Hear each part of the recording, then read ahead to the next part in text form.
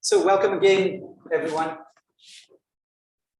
On Zoom, you can hear us as well, and we're all here. Thank you very much. Hope you had a nice breakout session when I'm back here together again. I'm going to leave it to the team from but it's CanConstruct New Zealand. That's the full, right? From the team. And they'll be doing a presentation to give us an overview. I've suggested to them that not necessarily all of us, all the audience here, would know what it is. So if they can just start from just once upon a time and then move on to their findings or whatever it is. Share. James, you're coming up here, or Monty? Monty will. You want me to stand up there? It's better if you stood here when you're starting. Oh, okay, if you want, you can sit there. Yeah. And then I'll leave it to you to pass on the mic. Okay. Thanks, Asim. Well, okay, thanks everybody. Well, it's me again. Just want to explain a little bit about the CanConstruct New Zealand. It's funded by MBA Endeavour program. Like Nassim said, once upon a time, the thinking behind it is to see the balance between the supply and demands in the construction sector. I already alluded to that in my presentation this morning. So what we want to see is we would try to model the situations where there is a supply and demand kind of situations here. Very simple. If you look at the side, there is the pipeline, which is the demand, the future projects that are going to happen in New Zealand in the next few years. On the right-hand side of the diagram is the sector, the capability and the willingness and the capacity of the sector to actually deliver those pipelines in the next few years. So it's as simple as that. We try to bring some sort of a comparator mechanism to keep this to monitor and track. And if there's a need to do something, just for example, let's say in the next 10 years we will need 200 or 300 BIM managers because of the new technologies, how these projects are going to be conceived. Do we have 300 BIM managers? This is just person, it could be equipment, it could be technology, it could be materials. So we're bringing all of them together into this. It's a modeling exercise, and we have started this officially from October 2020, but in reality we only started in May 2021, really, because of the contractual arrangement with MBA and so on. What we're trying to do is to, I think we split them because of the natures of that diagram. We break them down into teams or contractually work packages. It's team. We have one team looking into the pipeline, the demand side. We have one team looking into the supply side, the sector side.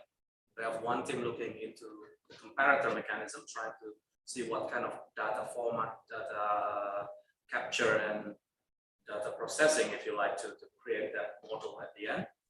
We have another team looking into the resilience, so looking at the shock and stresses that might disrupt the situations.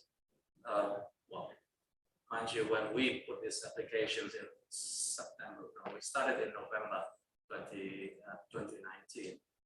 We actually said, what if there's a problem with pandemic, for example? A few months later, COVID hits the world. So unfortunately, that's the reality of life. There's always shock and stresses to the system. We actually, at that time, we were modeling our proposals based on Christchurch earthquake, for example. How much disruptions, how much, because in terms of resourcing, it absorbed a lot of resources from the sector.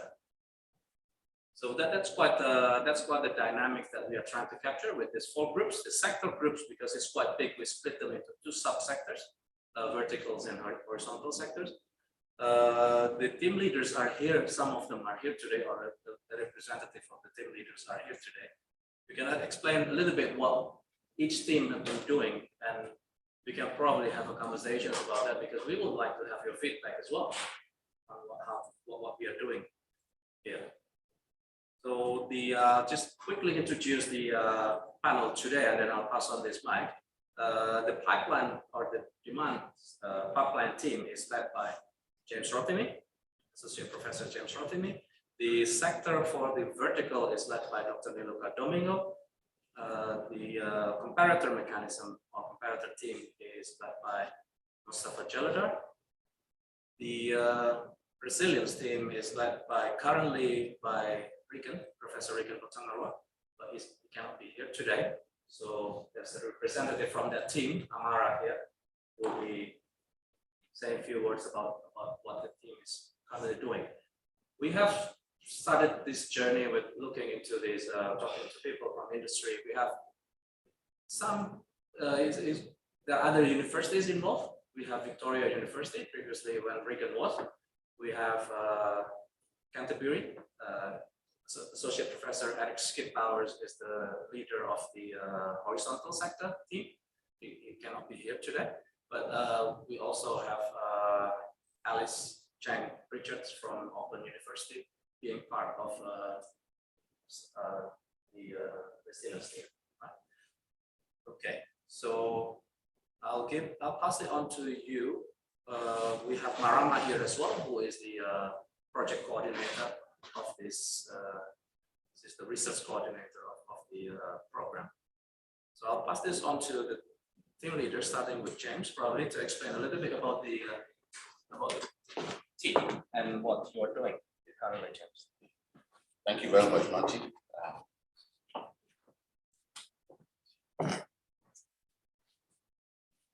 Yes, thank you very much. So, just as Monty said, each of us represent the teams and work packages within the research project. We'll be speaking on, in terms on what we are currently doing and what we intend to do in 2022, first quarter, second quarter of 2022. So briefly, pipeline work package, we have about 6 of us in the team. We work together, but formally we have 6 in the team. Myself, Susan, Regan, Max, Thomas, Amara is also part of the team, and Taufik, a PhD student of ours who is starting off 1st of March.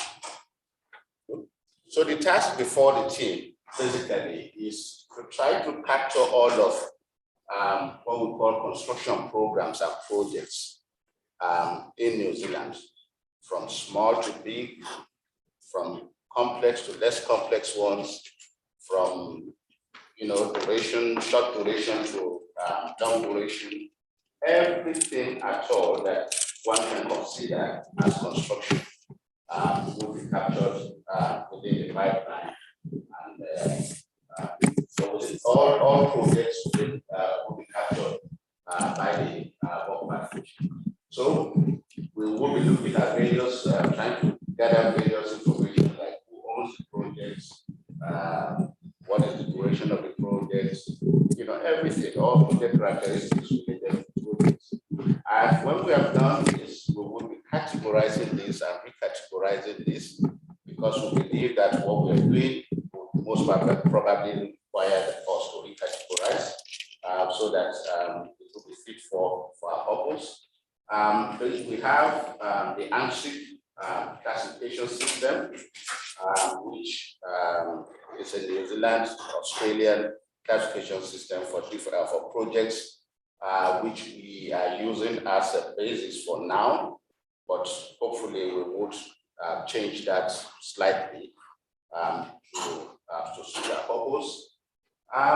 We'll be looking at the drivers for each of the projects. We'll be looking at the drivers, the enablers, the inhibitors. This is important because we need to, at some point, because we will be making projections into the future about pipeline projects.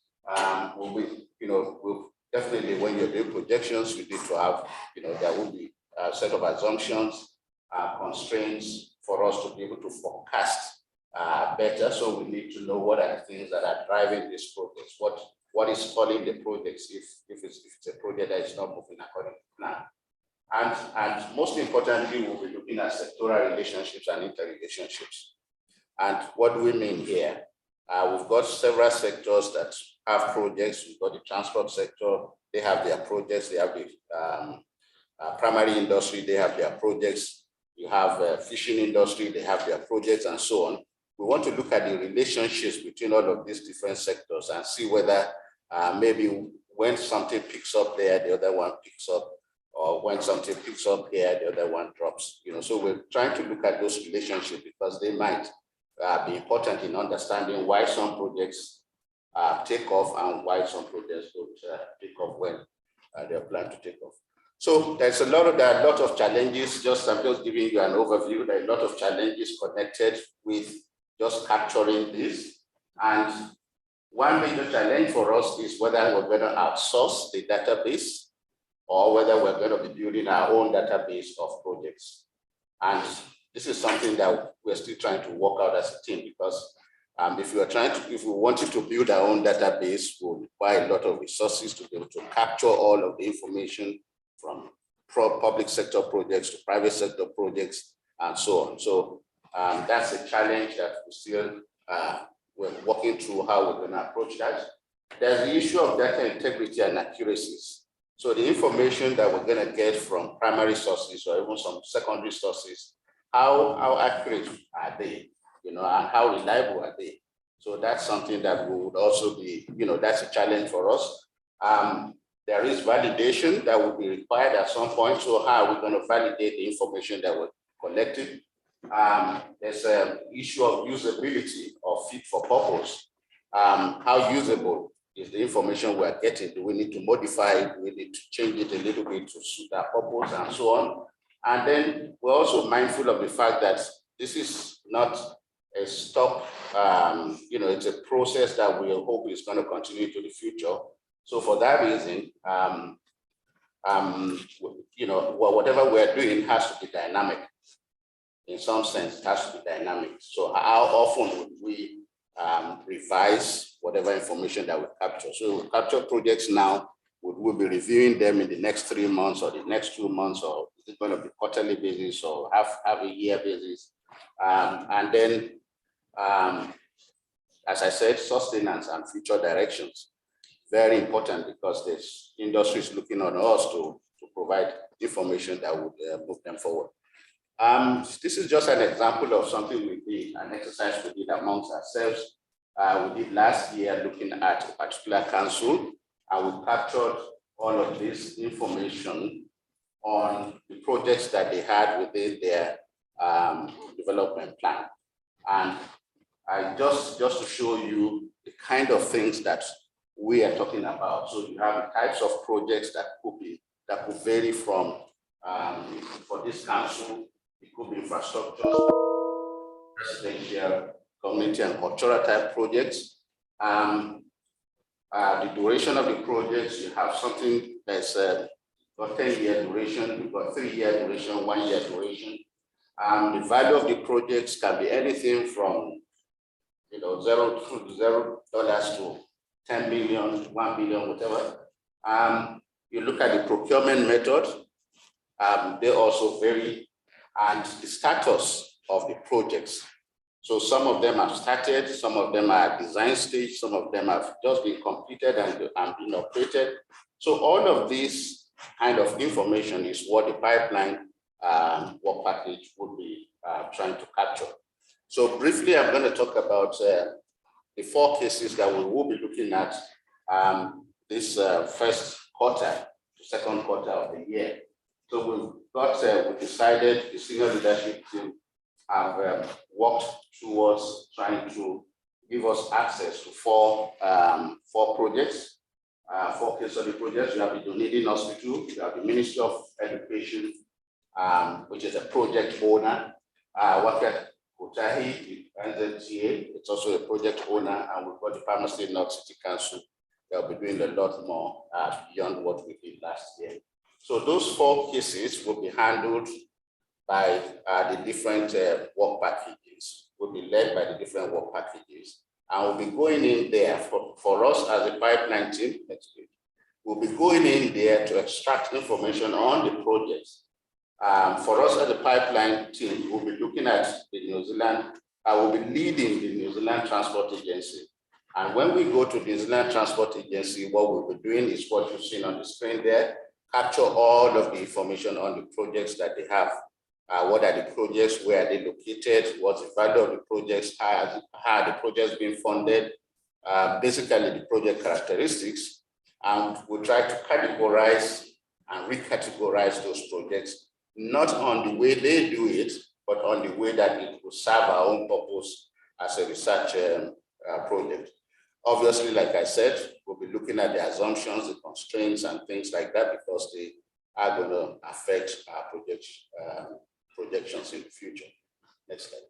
So NZTA has about 24.3 billion worth of total investment plan in their National Land Transport Program from 2021 to 2024. Now you can see the scale of the challenge that we have before us. Those projects are numerous, and they fall into different categories. So we will be looking at collecting data on all of these projects. So roughly what we've scheduled to do is to first of all identify key contacts. We already have those key contacts.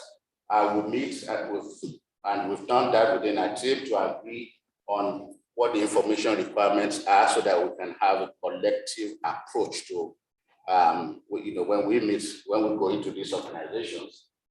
We make contact with NZTA.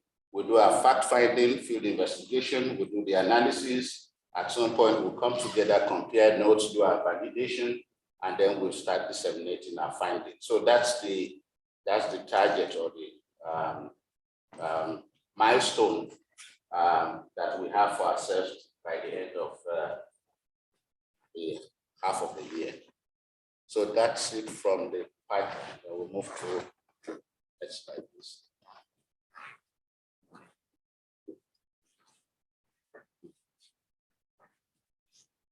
Thank you, James. So like James explained, now each work package is given one case study to lead.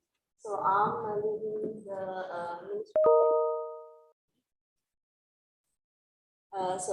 my team, I have Monty and Lee as a postdoc, Casimir from France, and 2 PhD students. So first, let me give you a brief background to Ministry of Education property portfolio.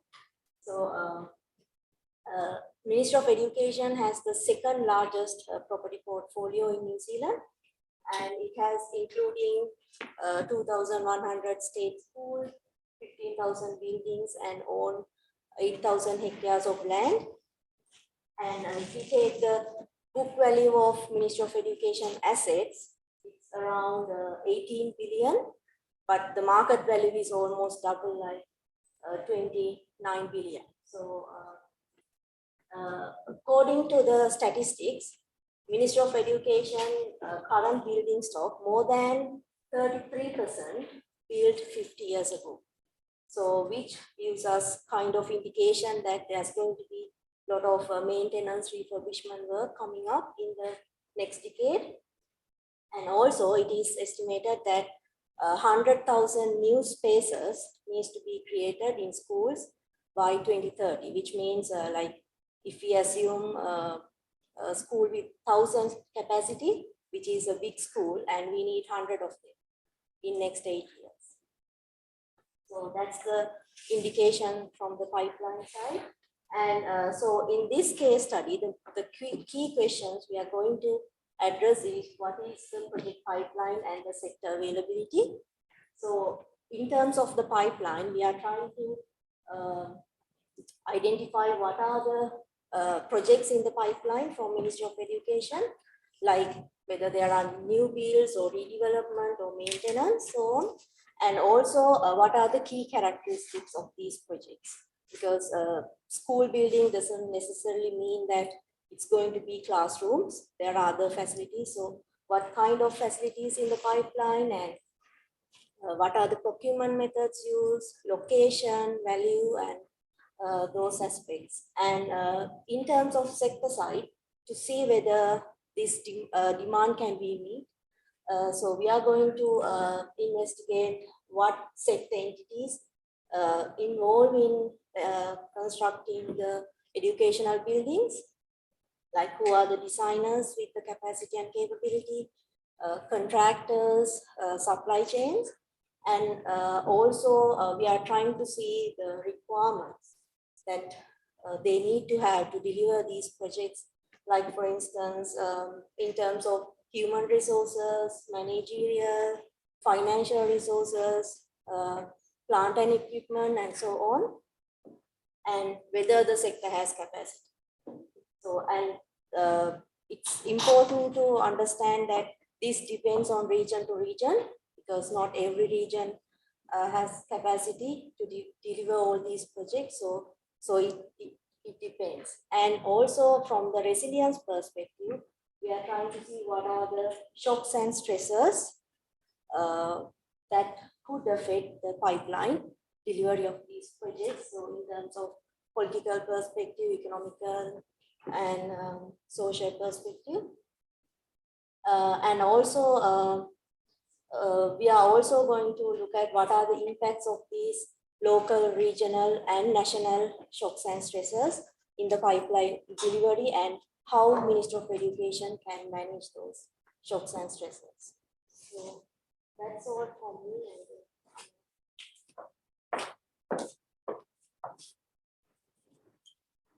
Yeah, from the resilience part, I'm representing Regan and Susan. So from there, we are taking lead on a the new one they're constructing, which is about $1.5 million. So there, what we are looking at is on the resilience. So we are looking at how the project will be resourced and the modalities they are using to resource the projects, and to understand the pipelines projects that are around Unity, Otago, and the islands, and where the hospital will be best fitted in the program, or the location where the hospital will be fitted. The location also determines where the supply, how the changes in the supply chain. We're also looking at some of the key projects which is connected to the pipeline team, or which I'm part of as well. And we are going to look at how the supply chain will be affected based on the location, based on the regional, the national, or the local government council areas, which is related to the vertical sector, which are guys. So from there, we are looking at the shocks and stress that the Genogene project will be experiencing. So within the shocks, we are talking of things that affect the performance of the construction industry, or the project itself. We're also looking at how it will affect their productivity and the contribution of this same project to economic development of the area. So currently, we're also looking at how the COVID-19 pandemic has affected us. It's one of the things that have changed the dynamics in construction and the way construction is being taken. Because recently, the construction is kind of shifting from the normal construction we know to digital construction because of the COVID-19, and there's some papers that are also. So that's basically what we're going to do.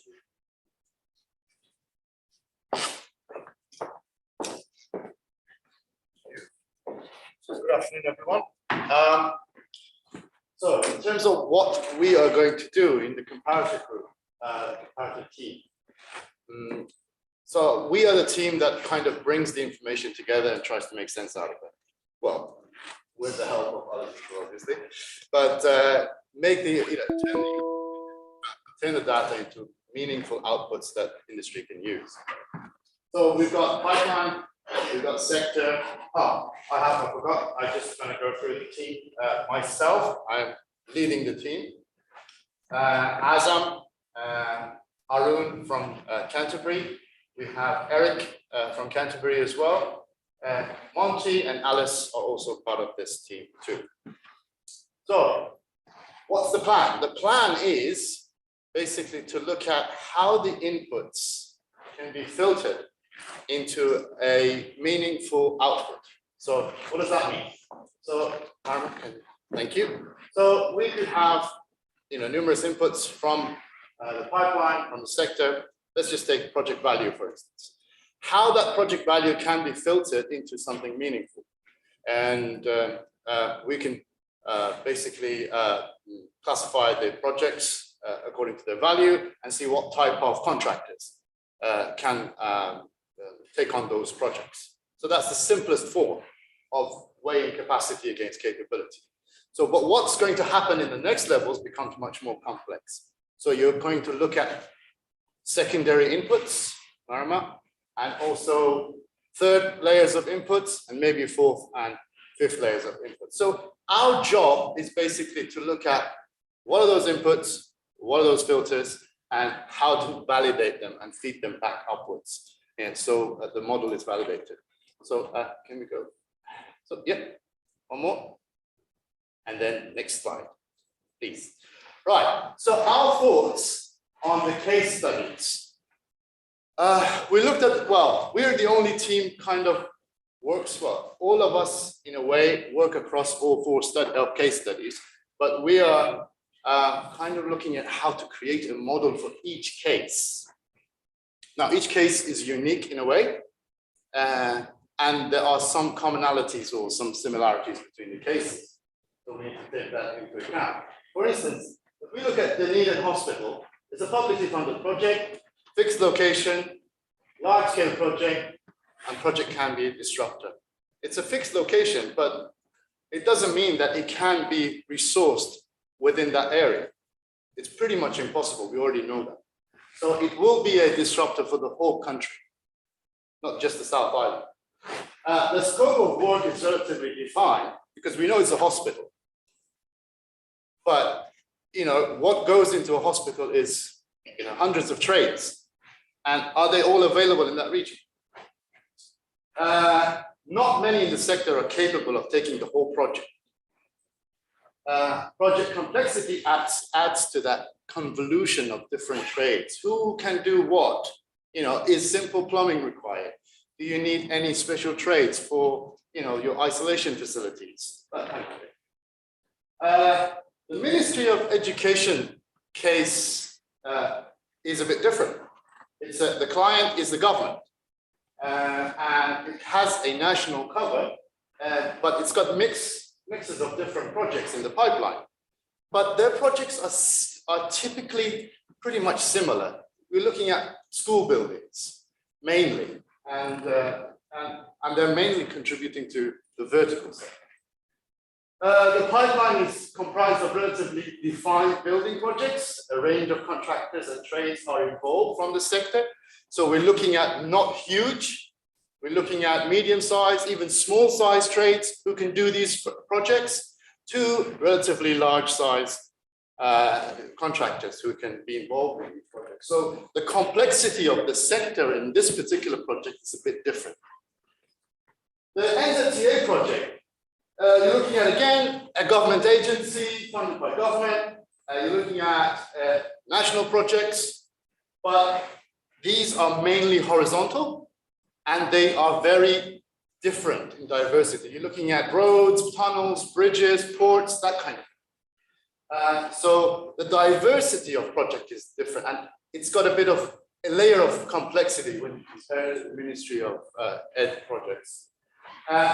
The pipeline involved, however, can be a little bit more defined. Sorry, the sector involved can be a little bit more defined because NZTA uses a pre-qualification. So you kind of see that you already are limiting some of the people from the sector for this particular project. And hence, that means that maybe your sector is defined to some extent. So then you need to look at how that project complexity weighs in.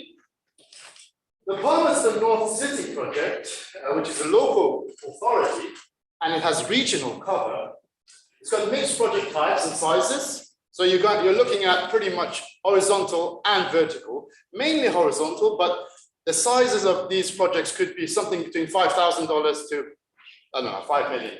I haven't done an actual check on that yet. Hopefully we will do. Eric will do. Projects are of different nature, and they are more localized. So the sector, again, is to some extent localized, but the whole region, I doubt that the whole region can cope on its own local sector. So there's going to be input from Wellington, maybe from Auckland, maybe from Hawke's Bay, some other areas. So that needs to be taken into account. So you can see the thinking going behind how these different projects can be resourced, how these different projects can be compared the pipeline against the sector is a bit different. You know, when I look at the Dunedin Hospital, I look at a capability issue. Do we have that capability? How many companies do have that capability? But when I look at the Ministry of Education case, it's more like, do we have the capacity of running all those numbers of projects? Because it's a large asset hold. So next slide, please, Marama. So in summary, we've got lots of challenges. So our first challenge is our data availability. Do we have all the necessary databases? We have some databases, but are they enough? By far not. Reliability of data and tools. And again, once you start kind of putting inputs and filters, how reliable are those inputs and filters? Are those inputs and filters actually giving you what you require? Data structure, consistency, and standardization. You're getting data from different sources. You're going to have unstandard data. There's going to be multiple inputs, which adds to the complexity. Inherent complexity of the construction sector by itself. You've got different scopes of work. We've got disruptors. You know, even a big project, a large project, as I said, the Dunedin Hospital is a disruptor. COVID-19 by itself, huge disruptor. You've got the customization of outputs. Who is this intended for? Who's going to use the outcome? Is it going to be the government? Is it going to be an organization? So that by its nature adds to the complexity. And also, we know that our first attempt is not going to be our best attempt. So how to add layers to this system so it matures over time and gets what it needs, you know, it is fit for purpose, really. So that's another issue here. So that's all from the comparator group. I hope that I haven't confused you, but that's the whole story for now. So, questions? I'll start by saying thank you for the presentation and for explaining your project very well. I've got some questions here, which I will ask. The first one says, what would be the deliverables that will be made available in the public domain? I think that will be at the end of the project. And the second one is, would any problems in the industry solved, or would they have been identified for the government to consider and to put in further resources to resolve? I think when we're designing this proposal, the end game, if you like, of this 5 years, it's not end game. That means that we're not going to do it any more than that. But within that 5 years, what we can do is to create a system, a smart system that will capture all dynamics. It could include multiple modeling kind of access algorithm within it. But that is a model that will dynamically capturing all of this dynamics between supply and demand in New Zealand construction sector. So if, like I mentioned before as an example, there is a need for 300 BIM managers in 5 years' time, will we have 300 BIM managers? If not, what will we do? What can we do? So the system should be able to help that kind of decision making. Do we need to train them? Do we need to bring people from overseas? That kind of option that will be available for the users to explore using this system. I think on the yellow section, it says enabling confidence in planning and delivery of enterprise stability, resource planning, education and training, demand, supply, adjustment. There's need for government to intervene. A lot of layers, like Mustafa mentioned, that it's quite a complex task. That answers the question. Yeah, I think that's the second question. The first question, what will be the deliverables that will be made available in the public domain?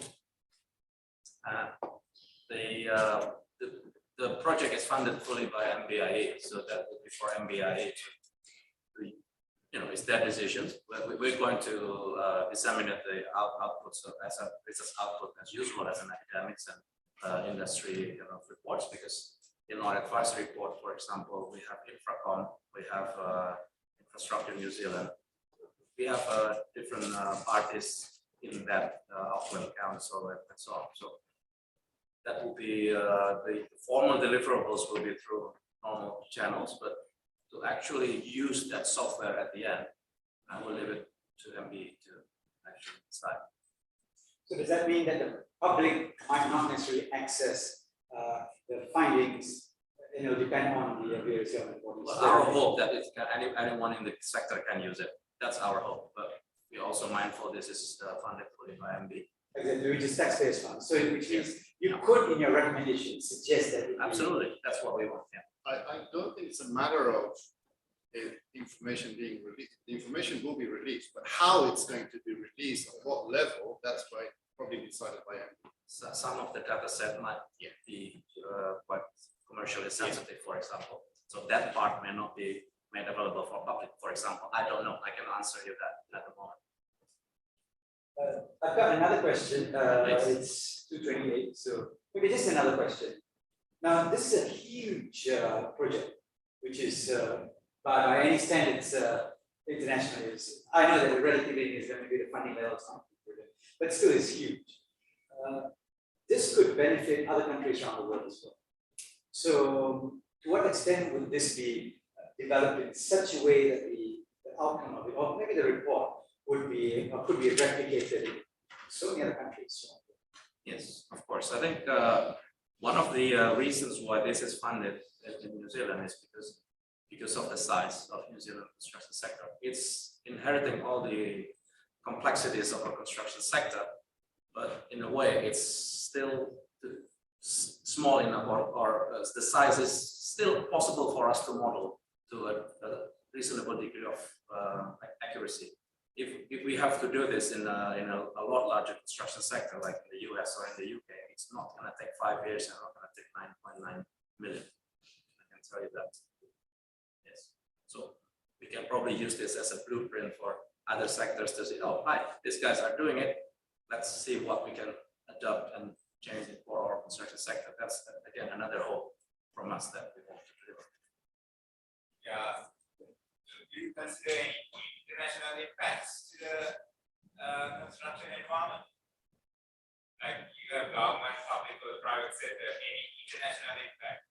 Because this is like projecting the future, isn't it? I think Monty already answered the international. We try to do this. The scope of this project is New Zealand, of course, but we always want to, at the end, we want this to be some sort of blueprint that can be replicated elsewhere. Not exactly taking it as it is, but maybe the methodology to collect data, the way the algorithm was designed, and the system. I was more focusing on the impact on the construction environment from outside the country. The international sector. Yeah. Okay. Yes, so international. Yeah, so sector people. as part of the sector, we can't avoid the international because a lot of materials, labor coming from other countries to New Zealand. So we have to take it. We'll take that into account. Yeah. So it will be one of the attributes when you're modeling. There are so many factors coming from the pipeline side and the sector side. So the international, so international impact will be one. Can I just add to that? Yeah, and shock and stresses. I mentioned if there's a COVID is the next one. or an earthquake in somewhere factories in China, for example. Yeah, I just want to add to that. If we start filtering it down, for instance, if you get to bulk numbers for workload and you get bulk numbers for equipment, material, then you kind of see how the international market can directly impact the project. So that's hopefully the next level of thinking that we need to put in, the timber crisis, now the gypsum boards, those kind of things, and the lack of labor that we have, we can't have travel, that kind of thing. And also the benefits that we for instance, the crossover project, the route, State Highway number 1, which you have the tunneling project going there. You've got international partners from Spain coming in and doing the project because we don't have capability. So you can see that there is, Okay, we'll bring this to a close. Thank you very much, and we'll bring this to a close. Yes.